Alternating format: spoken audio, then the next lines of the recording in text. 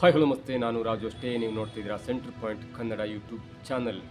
ಈಗ ಒಂದು ಮಾತು ಅತ್ಯಂತ ಜನಪ್ರಿಯವಾಗ್ತಿದೆ ಮತ್ತು ಅತ್ಯಂತ ವೈರಲ್ ಕೂಡ ಆಗ್ತಿದೆ. ಅದೇನೆಂದರೆ, ಇದ್ದರೆ ನೆಮ್ಮದಿಯಾಗಿರ್ಬೇಕು ಎನ್ನುವಂಥ ಡಯಲಾಗ್ ಇದೀಗ ಅತ್ಯಂತ ಜನಪ್ರಿಯವಾಗ್ತಾ ಇದೆ. ಹಾಗಾದರೆ ಇದ್ದರೆ ನೆಮ್ಮದಿಯಾಗಿರ್ಬೇಕಂದ್ರೆ ನಾವು ಏನು ಮಾಡಬೇಕು? ಇದ್ದರೆ ನೆಮ್ಮದಿಯಾಗಿರ್ಬೇಕಂದ್ರೆ ಯಾವೆಲ್ಲ ಕ್ರಮಗಳನ್ನು ಅನುಸರಿಸಬೇಕು ಅಂದರೆ, ಮೊಟ್ಟ ಮೊದಲ ಬಾರಿಗೆ ನಮ್ಮಂಥ ವಯಸ್ಸಿನವರು, ಯುವಕರಾಗಿರ್ಬೋದು, ಯುವತಿಯರಾಗಿರ್ಬೋದು, ಎಲ್ಲರೂ ಕೂಡ ಅಪ್ಪ ಅಮ್ಮನ ಜೊತೆ ತುಂಬ ಖುಷಿಯಾಗಿರಬೇಕು, ಅಪ್ಪ ಅಮ್ಮನನ್ನು ತುಂಬ ಚೆನ್ನಾಗಿ ನೋಡ್ಕೊಳ್ಬೇಕು. ಹಾಗೆಂದಾಗ ಮಾತ್ರ ನಾವು ಇದ್ದರೆ ನೆಮ್ಮದಿಯಾಗಿರ್ಲಿಕ್ಕೆ ಸಾಧ್ಯ. ಇಲ್ಲಿ ಮತ್ತೊಂದು ಮಾತಂದರೆ, 30ರಿಂದ 40 ವರ್ಷದ ಒಳಗಿನ ಆ ವಯಸ್ಸಿನ ಆಸುಪಾಸಿನ ಯುವಕರಾಗಿರ್ಬೋದು, ಯುವತಿಯರಾಗಿರ್ಬೋದು, ಗಂಡು ಹೆಣ್ಣು, ಅವರಿಗೆ ಏನಾದರೂ ಈ ವಯಸ್ಸಲ್ಲೂ ಕೂಡ ನಿಮಗೆ ಅಪ್ಪ ಅಮ್ಮ ಇದ್ದರೆ ನೀವೇ ದೊಡ್ಡ ಪುಣ್ಯವಂತರು. ಕೆಲವೊಬ್ಬರಿಗೆ ಚಿಕ್ಕ ಚಿಕ್ಕ ವಯಸ್ಸಲ್ಲಿ ಅಪ್ಪ ಅಮ್ಮ ಹೋಗ್ಬಿಡ್ತಾರೆ. ಅಂಥದ್ರಲ್ಲಿ ನಿಮಗೆ 30 ವರ್ಷ ಆಗಿದೆ, 40 ವರ್ಷ ಆಗಿದೆ, ಹತ್ರ 50 ವರ್ಷ ಆಗಿದೆ, ಆಗಲೂ ಕೂಡ ನಿಮ್ಮ ಅಪ್ಪ ಅಮ್ಮ ನಿಮ್ಮ ಜೊತೆಗಿದ್ದಾರೆ, ಅವ್ರು ಜೀವಂತವಾಗಿದ್ದಾರೆ, ಅವ್ರು ನೆಮ್ಮದಿಯಾಗಿದ್ದಾರೆ ಅಂದರೆ ನಿಮ್ಮಂಥ ಪುಣ್ಯವಂತರು ಇಡೀ ಜಗತ್ತಿನಲ್ಲಿ ಯಾರೂ ಇರಲಿಕ್ಕೆ ಸಾಧ್ಯನೇ ಇಲ್ಲ. ಅಂಥವ್ರ ಜೊತೆ ನಾವು ಹೇಗೆ ನೆಮ್ಮದಿಯಾಗಿರಬೇಕು? ಅವ್ರು ನೆಮ್ಮದಿಯಾಗಿದ್ದರೆ ನಾವು ನೆಮ್ಮದಿಯಾಗಿರ್ತೇವೆ. ಹಾಗಾದರೆ ವಯಸ್ಸಾದ ಅಪ್ಪ ಅಮ್ಮ ನೆಮ್ಮದಿಯಾಗಿರ್ಬೇಕಂದ್ರೆ ನೀವು ಯಾವೆಲ್ಲ ಕ್ರಮವನ್ನು ಅನುಸರಿಸಬೇಕು ಎನ್ನುವುದನ್ನು ಸಂಕ್ಷಿಪ್ತವಾಗಿ ನೋಡ್ತಾ ಹೋಗೋಣ. ಅದಕ್ಕಿಂತ ಮೊದಲು ನಾವು ಏನು ಮಾಡ್ತೇವೆ? ನಾವು ಸ್ಕೂಲಿಗೆ ಹೋಗುವಾಗ ಅಪ್ಪ ಅಮ್ಮನ ಬಿಟ್ಟು ಎಲ್ಲೂ ಹೋಗಲ್ಲ. ನಾವು ಕಾಲೇಜಿಗೆ ಹೋಗುವಾಗ ಅಪ್ಪ ಅಮ್ಮ ಜೊತೆಗಿದ್ರೆ ಮಾತ್ರ ನಾವು ಯಾವುದು ಫಂಕ್ಷನಿಗೆ ಹೋಗ್ತೇವೆ, ಅಪ್ಪ ಅಮ್ಮನ ಮಾತು ಕೇಳ್ತೇವೆ, ಚೆನ್ನಾಗಿ ಓದ್ತೇವೆ. ಡಿಗ್ರಿಗೆ ಹೋದಾಗಲೂ ಕೂಡ ಯಾವುದು ಹುಡುಗಿ ಇಷ್ಟ ಆಗ್ತಾಳೆ ಅಥವಾ ಯಾವುದು ಹುಡುಗ ಇಷ್ಟ ಆಗ್ತಾನೆ ಅಂದಾಗಲೂ ಕೂಡ ನಾವು ಹೆದರ್ತೇವೆ. ಇಲ್ಲ, ಅಪ್ಪ ಅಮ್ಮನ ಮಾತು ಕೇಳಬೇಕು, ಅಪ್ಪ ಅಮ್ಮ ನಮ್ಮನ್ನು ಕಷ್ಟಪಟ್ಟು ಬೆಳೆಸಿದ್ದಾರೆ ಅನ್ನುವಂಥ ಒಂದು ಯೋಚನೆ ಬರುತ್ತೆ. ಎಲ್ಲೋ ಹಳ್ಳಿಲಿ ಹುಟ್ಟಿ, ಎಲ್ಲೋ ಹಳ್ಳಿಲಿ ಕಾಲೇಜಲ್ಲಿ ಓದ್ಕೊಂಡು, ಬೆಂಗಳೂರಂಥ ದೊಡ್ಡ ದೊಡ್ಡ ಸಿಟಿಗೆ ಓದ್ಕೊಂಡು ಜಾಬಿಗಾಗಿ ಬರ್ತೇವೆ. ಆಗಲೂ ಕೂಡ ದೊಡ್ಡ ದೊಡ್ಡ ಸಿಟಿ ಆದಂಥ ಬೆಂಗಳೂರು ಆಗಿರ್ಬೋದು, ಚೆನ್ನೈ ಆಗಿರ್ಬೋದು, ಮುಂಬೈ ಆಗಿರ್ಬೋದು, ಅಥವಾ ವಿದೇಶದಿಂದ ನಾವು ಕೆಲಸಕ್ಕೆ ಹೋದಾಗ ಬರಲಿಕ್ಕೆ ಕಷ್ಟ ಆದರೂ ಕೂಡ ಬೆಂಗಳೂರಂಥ ಸಿಟಿಲಿ ನಾವು ಒಂದು ರೂಮ್ ಮಾಡಿಕೊಂಡು 4 ಜನ ಇದ್ಬಿಡ್ತೇವೆ. ಆಗಲೂ ಕೂಡ ತಿಂಗಳಿಗೊಮ್ಮೆ 2 ತಿಂಗಳಿಗೊಮ್ಮೆ ಊರಿಗೆ ಹೋಗಿ ಅಪ್ಪ ಅಮ್ಮನನ್ನು ವಿಚಾರ ಮಾಡ್ಕೊಂಡು ಬರ್ತೇವೆ. ಹೋದಾಗ ಅಪ್ಪ ಅಮ್ಮನಿಗೆ ಏನಾದ್ರು ಹುಷಾರಿಲ್ಲ ಅಂದಾಗ ನಾವೇ ಖುದ್ದಾಗಿ ಹೋಗಿ ಅವರನ್ನು ಆಸ್ಪತ್ರೆಗೆ ಕರ್ಕೊಂಡು ಹೋಗಿ ಅವ್ರಿಗೆ BP ಇದೆಯೋ, ಶುಗರ್ ಇದೆಯೋ, ಅಥವಾ ಮಂಡಿ ನೋವಿದೆ, ಎಲ್ಲವನ್ನೂ ಕೂಡ ವಿಚಾರಣೆ ಮಾಡ್ಕೊಂಡು ಬರ್ತೀವಿ. ಆವಾಗ ಅಪ್ಪ ಅಮ್ಮನಿಗೆ ಅನಿಸುತ್ತೆ, ಹುಟ್ಟಿದರೆ ಇಂಥ ಮಕ್ಕಳು ಹುಟ್ಟಬೇಕು ಅನಿಸುತ್ತೆ. ಇನ್ನು ನಮ್ಮ ಮದುವೆ ವಯಸ್ಸಿಗೆ ಬಂದಾಗ, ಅಂದರೆ 25ರಿಂದ 28, 29 ಆಯಿತು ಅನ್ನುವಂಥ ವಯಸ್ಸಿಗೆ ಬಂದಾಗ ನಮಗೆ ಮುಂದಾಲೋಚನೆ ಸ್ಟಾರ್ಟ್ ಆಗಿಬಿಡುತ್ತೆ. ನಾವು ಮದುವೆ ಆಗಬೇಕು, ನಮ್ಗೆ ಆಫೀಸಲ್ಲಿ ಹುಡುಗಿ ಪರಿಚಯ ಆಗಿದ್ದಾಳೆ, ನಾವು ಸ್ವಲ್ಪ ಹಣ ಕೂಡಿಡ್ಲಿಕ್ಕೆ ಶುರು ಮಾಡ್ತೇವೆ. ಆಗ ತಿಂಗಳಿಗೊಮ್ಮೆ 2 ತಿಂಗಳಿಗೊಮ್ಮೆ ಊರಿಗೆ ಹೋಗಿ ಅಪ್ಪ ಅಮ್ಮನ ವಿಚಾರಣೆ ಮಾಡ್ಕೊಂಡು ಬರ್ತಾ ಇರುವಂಥ ನಾವು ಕ್ರಮೇಣವಾಗಿ 6 ತಿಂಗಳಿಗೊಮ್ಮೆ ಹೋಗ್ಲಿಕ್ಕೆ ಸ್ಟಾರ್ಟ್ ಮಾಡ್ತೇವೆ. ಅಪ್ಪ ಅಮ್ಮಗೆ ಜ್ವರ ಬಂತು, ಹುಷಾರಿಲ್ಲ ಅಂದರೆ ನಾವು ಎಷ್ಟು ಕೇರ್ ಮಾಡ್ತೀವಿ ಗೊತ್ತಿಲ್ಲ. ಆದರೆ ನಮಗಿಷ್ಟಾದ ಹುಡುಗಿ, ನಮಗಿಷ್ಟಾದ ಹುಡುಗ ಸ್ವಲ್ಪ ಜ್ವರ ಬಂತಂದರೆ ನಮ್ಗೆ ಜೀವವೇ ಹೋದ ಹಾಗೆ ನಾವು ಫೀಲ್ ಮಾಡ್ಕೊಬಿಡ್ತೇವೆ, ಟೆನ್ಷನ್ ಮಾಡ್ಕೊಬಿಡ್ತೇವೆ, ಭಯಪಡ್ತೇವೆ, ಏನಾಗ್ಬಿಡುತ್ತಪ್ಪ ಅವ್ರಿಗಂತ. ಆದರೆ ಅಪ್ಪ ಅಮ್ಮ ಹುಷಾರಿಲ್ಲ, ಜ್ವರ ಬಂತಂದರೆ ನಾವು ಫೋನ್ ಮಾಡಿ ಹೇಳ್ತೇವೆ, ರಿಕ್ಷಾ ಮಾಡಿಕೊಡ್ತೇನೆ ಅಥವಾ ಗಾಡಿ ಮಾಡಿಕೊಡ್ತೇನೆ, ನೀನು ಹಾಸ್ಪಿಟ್ಲಿಗೆ ಹೋಗ್ಬಾ ಎನ್ನುವಂಥ ಒಂದು ಸ್ವಲ್ಪ ನೆಗ್ಲಿಜೆನ್ಸಿ ಮಾತನ್ನು ಆಡಲಿಕ್ಕೆ ಶುರು ಮಾಡ್ತೇವೆ. ಅಲ್ಲಿಯ ತನಕ ಮೊದಲು ಅಂದರೆ ಜಾಬ್ ಸಿಕ್ಕಾಗ 2 ತಿಂಗಳಿಗೊಮ್ಮೆ ಊರಿಗೆ ಹೋಗಿ ಬರ್ತಿದ್ದಂಥ ನಾವು ಹತ್ರ ಮದುವೆ ಆಗುವ ಸಂದರ್ಭದಲ್ಲಿ ಆ ವಯಸ್ಸಿಗೆ ಬಂದಾಗ ಊರಿಗೆ ಹೋಗಲಿಕ್ಕೆ ಹಬ್ಬದಲ್ಲಿ ಬಸ್ ಇಲ್ಲ, ಬಸ್ ರೇಟ್ ಜಾಸ್ತಿ ಆಗಿದೆ ಅನ್ನುವಂಥ ಒಂದು ಹಾರೈಕೆ ಉತ್ತರವನ್ನು ಕೊಟ್ಬಿಡ್ತೇವೆ. ಆಫೀಸಲ್ಲಿ ರಜೆ ಕೊಡ್ತಾ ಇಲ್ಲ ಅನ್ನುವಂಥ ಮಾತನ್ನು ಕೂಡ ಹೇಳ್ತೇವೆ. ಇದರ ಮಧ್ಯೆ ಹೇಗೋ ಆಫೀಸ್ ಹುಡುಗಿ ಇಷ್ಟ ಆಗಿಲ್ಲ ಅಂದರೂ ಕೂಡ ಓಕೆ, ಅಪ್ಪ ಅಮ್ಮನೇ ಮಾತು ಕೇಳುವಂಥ ಅಪ್ಪ ಅಮ್ಮ ಹೇಳ್ದ ಹುಡುಗಿಯನ್ನೇ ಮದುವೆ ಆಗಿಬಿಡ್ತೇವೆ. ಆಗಲೂ ಕೂಡ ಅತ್ಯಂತ ದೊಡ್ಡದಾಗಿ ವಿಜೃಂಭಣೆಯಿಂದ ಮದುವೆ ಆಗ್ತೇವೆ.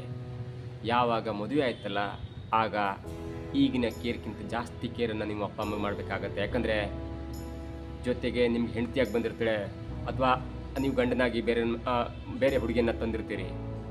ಆಗ ಅಪ್ಪ ಅಮ್ಮನ ಮನಸ್ಸಲ್ಲಿ ಕೂಡ ಒಂದು ಭಯ ಕಾಡ್ತಾ ಇರುತ್ತೆ. ಮದುವೆ ಆದ ನಂತರ ನನ್ನ ಮಗ ಅಥವಾ ನನ್ನ ಮಗಳು ನನ್ನಿಂದ ದೂರ ಆಗ್ತಾರೆ ಅನ್ನುವಂಥ ಒಂದು ಭಯ ಕಾಡುತ್ತೆ, ಮತ್ತು ಒಂದು ಸಂಶಯ ಕೂಡ ಕಾಡುತ್ತೆ. ಹಾಗಾಗಿ ಮದುವೆ ಆದ ನಂತರ ನೀವು ಮದುವೆ ಆಗೋಕ್ಕಿಂತ ಮೊದಲು ಇಷ್ಟು ಕೇರ್ ಮಾಡ್ತಿರಲಿಲ್ಲ, ಅದಕ್ಕಿಂತ ಜಾಸ್ತಿ ಕೇರ್ ಮಾಡಬೇಕಾಗತ್ತೆ. ಅಂಥ ಸಮಯದಲ್ಲಿ ನೀವು ಆ ಕೇರನ್ನು ಸ್ವಲ್ಪ ಕಡಿಮೆ ಮಾಡ್ತಾ ಬರ್ತೀರಿ. ನಿಮಗೆ ವರ್ಕ್ ಜಾಸ್ತಿ ಇರುತ್ತೆ, ನಿಮ್ಮ ಕುಟುಂಬ ಅಂತ ಆಗುತ್ತೆ, ಮಕ್ಕಳು ಹುಡ್ತಾರೆ, ಅವ್ರ ಟೆನ್ಷನ್ ಜಾಸ್ತಿ ಆಗುತ್ತೆ. ಆಗ ನೀವು ದಿನಕ್ಕೆ 2 ಸಲ 3 ಸಲ ಕಾಲ್ ಮಾಡೋಂಥ ವ್ಯಕ್ತಿ ಸಂಜೆಗೊಮ್ಮೆ 2 ನಿಮಿಷ 3 ನಿಮಿಷ ಕಾಲ್ ಕಟ್ ಮಾಡಿಬಿಡ್ತೀರಿ. ಆಗಲೂ ಕೂಡ ಪ್ರೀತಿಯಿಂದ ಮಾತಾಡೋದಿಲ್ಲ. ನಾನಿಲ್ಲಿ ಪದೇ ಹೇಳ್ತೇನೆ, ನಿಮಗೆ 30 ವರ್ಷ ಆಗಿದೆ, 40 ವರ್ಷ ಆಗಿದೆ, 50 ವರ್ಷ ಆಗಿದೆ, ಆಗಲೂ ಕೂಡ ನಿಮ್ಮ ಅಪ್ಪ ಅಮ್ಮ ನಿಮ್ಮ ಜೊತೆಗೆ ಜೀವಂತವಾಗಿದ್ದಾರಂದರೆ ಅಂಥ ಪುಣ್ಯವಂತರು, ಅಂಥ ಅದೃಷ್ಟವಂತರು ಯಾರೂ ಈ ಜಗತ್ತಿನ ಇರಲಿಕ್ಕೆ ಸಾಧ್ಯನೇ ಇಲ್ಲ. ಕೆಲವೊಬ್ಬರಿಗೆ ಚಿಕ್ಕ ಚಿಕ್ಕ ವಯಸ್ಸಲ್ಲಿ ಅಪ್ಪ ಅಮ್ಮನ ಕಳ್ಕೊಳ್ಬಿಡ್ತಾರೆ, ಅವರಿಗೆ ಅಪ್ಪ ಅಮ್ಮನ ಪ್ರೀತಿನೇ ಸಿಗಲ್ಲ. ಅಂಥದ್ರಲ್ಲಿ ನಿಮಗೆ 30, 40, 50 ವರ್ಷ ಆದರೂ ಕೂಡ ನಿಮ್ಮ ಜೊತೆ ನಿಮ್ಮ ಅಪ್ಪ ಅಮ್ಮ ಇದ್ದಾರೆ, ನಿಮ್ಮ ಜೊತೆ ಮಾತಾಡ್ತಾರೆ, ಅವ್ರು ನೆಮ್ಮದಿಯಾಗಿದ್ದಾರೆ ಅಂದರೆ ನಿಮ್ಮಂಥ ಪುಣ್ಯವಂತರು ಇಡೀ ಜಗತ್ತಲ್ಲಿ ಯಾರೂ ಸಿಗಲಿಕ್ಕೆ ಸಾಧ್ಯ ಇಲ್ಲ. ಅಂಥದ್ರಲ್ಲಿ ನೀವು ಮದುವೆಯಾದ ನಂತರ ಸ್ವಲ್ಪ ಜಾಸ್ತಿನೇ ಕೇರ್ ಮಾಡಬೇಕಾಗತ್ತೆ. ಆ ಕೇರ್ ಮಾಡುವ ಹಂತ ನಾನು ಒಂದೊಂದಾಗಿ ಹೇಳ್ತೇನೆ. ಬೆಳಗ್ಗೆ ಎದ್ದು ಕೂಡಲೇ ನೀವು ಎದ್ದಿರ್ತೀರಲ್ಲ, 6 ಗಂಟೆಗೋ 5 ಗಂಟೆಗೆ ಎದ್ದ ನಂತರ ಒಂದು 8 ಗಂಟೆ ಸುಮಾರಿಗೆ ತಿಂಡಿ ಮಾಡೋ ಸುಮಾರಿಗೆ ಅಪ್ಪಗೋ ಅಮ್ಮಗೋ ಕಾಲ್ ಮಾಡಿ ಒಂದು 2 ರಿಂದ 3 ನಿಮಿಷ ಮಾತಾಡಿ. ಅಮ್ಮ ತಿಂಡಿ ಆಯಿತಾ, ಕಾಫಿ ಆಯಿತಾ, ಟ್ಯಾಬ್ಲೆಟ್ ತಗೊಂಡ್ರಾ, ನೀರು ತಂದ್ರಾ, ಅಡುಗೆ ಏನು, ಸಾಂಬಾರಿಗೇನು ಎನ್ನುವಂಥ ಒಂದು ಚೊಕ್ಕದಾದ ಒಂದು ಕರೆಯನ್ನು ಮಾಡಿ. ಅದಾದ ನಂತರ ನಿಮಗೆ ಊಟಕ್ಕೆ ಬಿಟ್ಟಾಗ, ಊಟಕ್ಕಂತೂ ಅರ್ಧ ಗಂಟೆ ಬಿಟ್ಟೇ ಬಿಡ್ತಾರೆ. ಆ ಟೈಮಲ್ಲಿ ಕನಿಷ್ಠ ಅಮ್ಮ ಊಟ ಆಯಿತಾ, ಟೈಮ್ ಆಯಿತು, ಇವತ್ತು ಸ್ಯಾಟರ್ಡೆ ಅಂತ ಲೇಟ್ ಮಾಡ್ಲಿಕ್ಕೆ ಹೋಗಬೇಡಿ, ಇವತ್ತು ಫ್ರೈಡೇ ಅಂತ ಲೇಟ್ ಮಾಡ್ಲಿಕ್ಕೆ ಹೋಗ್ಬೇಡಿ, ಬೇಗ ಊಟ ಮಾಡಿ, ಗ್ಯಾಸ್ಟ್ರಿಕ್ ಆಗುತ್ತೆ ಎನ್ನುವಂಥ ಒಂದು ಸಮಾಧಾನವಾಗಿ ಒಂದು 4-5 ನಿಮಿಷ ಮಾತಾಡಿ. ಅದಾದ ನಂತರ ನಿಮ್ಮ ಆಫೀಸ್ ಬಿಡೋ ಟೈಮ್ ಆಗುತ್ತೆ. 6 ರಿಂದ 7 ಗಂಟೆ ಸುಮಾರಿಗೆ ಒಂದು ಚಿಕ್ಕ ಕಾಲ್ ಮಾಡಿ, ಒಂದು 5-6 ನಿಮಿಷ ಕಾಲ್ ಮಾಡಿ. ಅಮ್ಮಗೆ ಆರಾಮಿದೆಯಾ, ಅಪ್ಪಗೆ ಆರಾಮಿದೆಯಾ, ಯಾರಾದರೂ ಸಂಬಂಧಿಕರು ಬಂದ್ರಾ, ಬೇರೆ ತಲೆ ಕೆಡಿಸ್ಕೋಬೇಡಿ, ಮೈ ಹುಷಾರಿದೆಯಾ, ಮಂಡಿ ನೋವು ಹೇಗಿದೆ ಎನ್ನುವಂಥ ಒಂದು ಸಣ್ಣ ಕರೆ ಮಾಡಿ ಸಮಾಧಾನದಿಂದ ಮಾತಾಡಿ. ಸಾಯಂಕಾಲ ಜಾಸ್ತಿ ಮಾತಾಡ್ಲಿಕ್ಕೆ ಹೋಗ್ಬೇಡಿ, ಯಾಕಂದರೆ ಅವರು 7 ರಿಂದ ಸೀರಿಯಲ್ ನೋಡ್ಲಿಕ್ಕೆ ಸ್ಟಾರ್ಟ್ ಮಾಡಿರ್ತಾರೆ. ಅವ್ರಿಗೆ ಅದೇ ಜೀವನ ಆಗುತ್ತೆ, ಯಾಕಂದರೆ ಅಪ್ಪ ಅಮ್ಮ ಇಬ್ಬರೇ ಇರ್ತಾರೆ ಮನೆಯಲ್ಲಿ. ಆ ಟೈಮಲ್ಲಿ ಒಂದು 9 ಗಂಟೆ ಸುಮಾರಿಗೆ ಅಪ್ಪ ಅಮ್ಮ ಆರಾಮಿದ್ದೀರಾ, ಊಟ ಆಯ್ತಾ, ಬೇಗ ಟಿ ವಿ ನೋಡಿಕೊಂಡು ಮಲಿಕೊಳ್ಳಿ, 10 ಗಂಟೆ ಒಳಗೆ ಮಲಿಕೊಳ್ಳಿ. ನಾಳೆಗೆ ಮತ್ತೆ ಟೆಲಿಕಾಸ್ಟ್ ಆಗುತ್ತೆ, ರಿಪೀಟ್ ಆಗುತ್ತೆ. ಸಾಯಂಕಾಲ ಟೆಲಿಕಾಸ್ಟ್ ಪ್ರಸಾರ ಮಾಡಿದಂಥ ಸೀರಿಯಲ್ಗಳು ಮತ್ತೆ ನಾಳೆ ಮಧ್ಯಾಹ್ನ ಪ್ರಸಾರ ಆಗುತ್ತೆ. ಹಗಲು ಟೈಮಲ್ಲಿ ನೋಡ್ಲಿಕ್ಕೆ ಆರಾಮಾಗಿ ಮಲಗಿ ಅಂದರೆ ಮಗ ತನಗೆಷ್ಟು ಕೇರ್ ಮಾಡ್ತಾನೆ ಅನ್ನುವಂಥ ನೆಮ್ಮದಿಯಿಂದ ರಾತ್ರಿ ಕಣ್ಣು ಮುಚ್ಚಿ ಆರಾಮಾಗಿ ನಿದ್ದೆ ಮಾಡ್ತಾರೆ. ನೀವು ಬೆಳಗ್ಗೆ ಮಾಡಿದಂಥ 8 ಗಂಟೆ ಕಾಲ್ ಇದೆಯಲ್ಲ, ಅದರಿಂದ ಎಚ್ಚೆತ್ಕೊಳ್ತಾರಪ್ಪ, ನನ್ನ ಮಗ ಎಲ್ಲಿದ್ದರೂ ದೂರದಲ್ಲಿದ್ದರೂ ಚೆನ್ನಾಗಿದ್ದಾನೆ. ಹಾಗಾಗಿ ಬೆಳಗ್ಗೆ ಮಾಡಿದ ಕಾಲ್ ಮಧ್ಯಾಹ್ನ ತನಕ ಬರುತ್ತೆ. ಮಧ್ಯಾಹ್ನ ನೀವು ಮತ್ತೆ ಕಾಲ್ ಮಾಡಿ ಕೇಳಿದ್ರೆ, ಓಕೆ ಮಗ ಊಟ ಮಾಡಿದ್ದೇನೆ, ನಾನು ಊಟ ಮಾಡ್ತೇನೆ ಎನ್ನುವಂಥ ಒಂದು ಮನಸ್ಸಿಂದ ಸಾಯಂಕಾಲ ತನಕ ಅದು ಹೋಗುತ್ತೆ. ಸಾಯಂಕಾಲ 6 ರಿಂದ 7 ಗಂಟೆ ಒಂದು ಸಲ ಕಾಲ್ ಮಾಡಿದ್ರೆ, ಓಕೆ ನನ್ನ ಮಗ ಆಫೀಸಿಂದ ಬರ್ತಾ ಇದ್ದೇನೆ, ನೆಮ್ಮದಿಯಾಗಿ ಬರ್ತಾ ಇದ್ದೇನೆ ಎನ್ನುವಂಥ ಒಂದು ಆಶಾಭಾವನೆ ಅವರಿಗೆ ಇರುತ್ತೆ.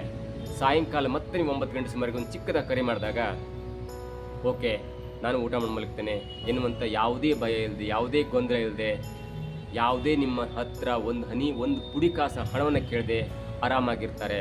ಊರಿಗೆ ಹೋದಾಗ ನೆಮ್ಮದಿಯಾಗಿ ಮೊಬೈಲನ್ನು ಪಕ್ಕದಲ್ಲಿಟ್ಟು ಇರುವಷ್ಟು ದಿನ, 1 ದಿನ ಇರ್ತಿರೋ 2 ದಿನ ಇರ್ತಿರೋ, ನೆಮ್ಮದಿಯಾಗಿದ್ದು ಅವ್ರ ಜೊತೆ ಯಾವುದೋ ಒಂದು ದೇವಸ್ಥಾನಕ್ಕೆ ಹೋಗಿ, ಎಲ್ಲೋ ಒಂದು ಚಿಕ್ಕ ಪುಟ್ಟ ಅಥವಾ ಸಂಬಂಧಿಕರ ಮನೆಗೆ ಕರ್ಕೊಂಡು ಹೋಗಿ ಬಂದರೆ ಅವ್ರಿಗೆ ಆಗುವಂಥ ನೆಮ್ಮದಿ ಯಾರಿಗೂ ಆಗಲ್ಲ. ಅವರು ಆ ವಯಸ್ಸಿನಲ್ಲಿ ಹೊಟ್ಟೆ ತುಂಬ ಊಟ ಮಾಡಲಿಕ್ಕಾಗಲ್ಲ, ಬೇಕಾದಷ್ಟು ತಿನ್ನಲಿಕ್ಕಾಗಲ್ಲ, ಎಲ್ಲವೂ ಕೂಡ ಲಿಮಿಟ್ ಇರುತ್ತೆ. ಅಂಥದ್ರಲ್ಲಿ ನೀವು ಕೊಡುವಂಥ ಅನ್ಲಿಮಿಟೆಡ್ ಪ್ರೀತಿ ಇದೆಯಲ್ಲ, ಅದು ಅವರನ್ನು ಹೊಟ್ಟೆ ತುಂಬಿಸುತ್ತೆ, ಮನಸ್ಸು ತುಂಬಿಸುತ್ತೆ, ಆರಾಮಾಗಿರ್ತಾರೆ ಮತ್ತು 4 ವರ್ಷ ಜಾಸ್ತಿ ಬದುಕ್ತಾರೆ. ಒಂದು ವೇಳೆ ನಿಮ್ಮ ಅಪ್ಪ ಅಮ್ಮಗೆ ನಿಮ್ಮಿಂದ ನೆಮ್ಮದಿ ಇಲ್ಲ ಅಥವಾ ಅವರಿಂದ ನಿಮ್ಮ ನೆಮ್ಮದಿ ಇಲ್ಲ ಅಂದರೆ ನಿಮ್ಮ ನೆಮ್ಮದಿ ಕೂಡ ಹಾಳಾಗುತ್ತೆ. ಪದೇ ಅವರಿಗೆ ಕಾಲ್ ಮಾಡಿದಾಗ ಕಿರಿಕ್ ಮಾಡಿ ಮಾತಾಡಿದ್ರೆ ಆ ವಿಷಯ ನಿಮ್ಮ ತಲೆಯಲ್ಲಿ ಕೊರಿತಾ ಇರುತ್ತೆ ಮತ್ತು ನೀವು ಕೆಲಸಕ್ಕೆ ಹೋದಾಗಲೂ ಕೂಡ ಅದು ಡಿಸ್ಟರ್ಬ್ ಮಾಡ್ತಾನೆ ಇರುತ್ತೆ. ಹಾಗಾಗಿ ನಿಮ್ಮ ಅಪ್ಪ ಅಮ್ಮ ಚೆನ್ನಾಗಿದ್ರೆ ಅದು ನಿಮಗೆ ಒಂದು ಶಾಂತಿಯ ಸಂಕೇತವಾಗುತ್ತೆ, ನೆಮ್ಮದಿಯ ಸಂಕೇತವಾಗುತ್ತೆ. ನಿಮ್ಮ ಆಫೀಸಲ್ಲಿ ಏನು ಟೆನ್ಷನ್ ಇದ್ದರೂ ಅಷ್ಟು ಆ ಟೆನ್ಷನ್ಗೆ ಮಾತ್ರ ಸೀಮಿತವಾಗುತ್ತೆ ಮತ್ತು ಅದನ್ನು ಪರಿಹಾರ ಮಾಡ್ಕೊಳ್ಬೋದು. ಆದರೆ ನಿಮ್ಮ ಅಪ್ಪ ಅಮ್ಮಗೇನು ಹುಷಾರಿಲ್ಲ, ನಿಮ್ಮ ಅಪ್ಪ ಅಮ್ಮಗೇನು ಬೇಜಾರಾಗಿದೆ ಅಂದರೆ ಆ ವಿಷಯ ನಿಮ್ಮ ತಲೆಯಲ್ಲಿ ಪದೇ ಕೊರೆತಾ ಇರುತ್ತೆ ಮತ್ತು ನಿಮ್ಮ ಜೀವನಕ್ಕೂ ಕೂಡ ಅದು ಸ್ವಲ್ಪ ಕಷ್ಟನೇ ಆಗುತ್ತೆ, ನಿಮ್ಮ ವರ್ಕಿಗೂ ಕಷ್ಟ ಆಗುತ್ತೆ. ಹಾಗಾಗಿ ನೀವಿರುವ ಒಂದು ಆ ಕಾಲಘಟ್ಟದಲ್ಲಿ, ಅಂದರೆ ನಿಮಗೆ 30 ವರ್ಷ ಆಗಿದೆ, 40 ವರ್ಷ ಆಗಿದೆ, 50 ವರ್ಷ ಆಗಿದೆ ಅನ್ನುವಂಥ ಒಂದು ಕಾಲಘಟ್ಟದಲ್ಲಿ ನಿಮ್ಮ ಅಪ್ಪ ಅಮ್ಮನಿಗೆ 65 ರಿಂದ 70 ಆಗಿರುತ್ತೆ, 70 ರಿಂದ 70 ಆಗಿರುತ್ತೆ. ಅವರು ಯಾವ ಕಾಲಘಟ್ಟದಲ್ಲಿ ಬೇಕು, ಯಾವ ಕಾಲದಲ್ಲಿ ಬೇಕಾದ್ರೂ ಇಹಲೋಕವನ್ನು ಬಿಟ್ಟು ಹೋಗ್ಬೋದು. ಅವ್ರ ವಯಸ್ಸೇ ಆಗಿರುತ್ತೆ, ನಾಡು ಹೋಗನತ್ತೆ ಅಥವಾ ಕಾಡು ಬಾನತ್ತೆ ಅನ್ನುವಂಥ ವಯಸ್ಸಾಗಿರುತ್ತೆ. ಹಾಗಾಗಿ ಯಾವ ಕ್ಷಣದಲ್ಲಾದರೂ ಕೂಡ ನಿಮ್ಮಿಂದ ದೂರ ಆಗ್ಬೋದು. ಹಾಗಾಗಿ ಇರುವಷ್ಟು ದಿನ, 2 ದಿನ ಇರ್ತಾರೋ, 3 ದಿನ ಇರ್ತಾರೋ, 1 ವರ್ಷ ಇರ್ತಾರೋ, 2 ವರ್ಷ ಇರ್ತಾರೋ, ಅಂಥ ಅಮೂಲ್ಯ ಕ್ಷಣಗಳನ್ನು ಯಾವುದೇ ಕಾರಣಕ್ಕೂ ಕೂಡ ನೀವು ಅಪ್ಪ ಅಮ್ಮನ ಜೊತೆ ಮಿಸ್ ಮಾಡ್ಕೊಳ್ಬೇಡಿ. ನೀವು ವರ್ಷಕ್ಕೊಂದ್ಸಲ ಊರಿಗೆ ಬಂದರೂ ಕೂಡ ಫೋನ್ನಲ್ಲಿ ಮಾತಾಡಿ ಅವ್ರ ಆರೋಗ್ಯನ ವಿಚಾರಿಸ್ಕೊಳ್ಳಿ. ಎಲ್ಲದಕ್ಕೂ ಕೂಡ ಒಂದು ಸಂಕ್ಷಿಪ್ತವಾದ ಒಂದು ಪೀಠಿಕೆಯನ್ನು ಹಾಕ್ಕೊಳ್ಳಿ. ಒಂದು ದಿನದಲ್ಲಿ ಅಪ್ಪ ಅಮ್ಮನಿಗೋಸ್ಕರ 4 ಕಾಲು 8 ನಿಮಿಷ ಅಷ್ಟು ಮೀಸಲಿಡಲಿಕ್ಕಾಗಿಲ್ಲ ಅಂದರೆ ನಾವು ಜಗತ್ತಿನ ಯಾವ ರಾಷ್ಟ್ರದ ಪ್ರಧಾನಮಂತ್ರಿ ಆಗಲಿ, ಯಾವುದೇ ದೇಶದ ಉನ್ನತ ಹುದ್ದೆ ಹೊಂದಿದ್ರೂ ಕೂಡ ಅಪ್ಪ ಅಮ್ಮ ನೆಮ್ಮದಿ ಇಲ್ಲ ಅಂದರೆ, ಅಪ್ಪ ಅಮ್ಮನ ಜೊತೆ ನೀವು ಖುಷಿಯಾಗಿಲ್ಲ ಅಂದರೆ ನಿಮ್ಮ ಜೀವನ ವ್ಯರ್ಥ.